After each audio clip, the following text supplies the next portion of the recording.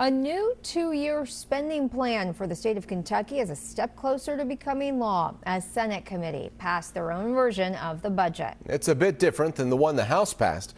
WKYT's Phil Pendleton has more.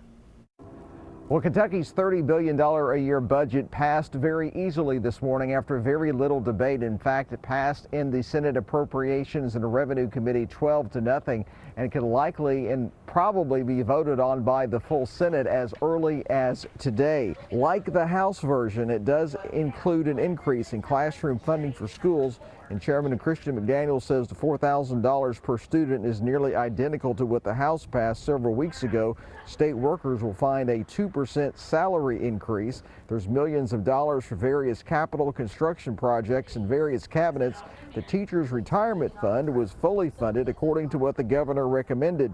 Post-secondary education institutions were concerned about 4% cuts in higher education is what the House passed, but the Senate version does change that. We're more along the existing base that the universities have, and we also put more money into the performance funding formula. We believe strongly that the performance funding formula is driving results in the Commonwealth. Senator McDaniel says that he's also concerned about costs with Medicaid managed care, and with this budget they have tried to send a message about cost containment.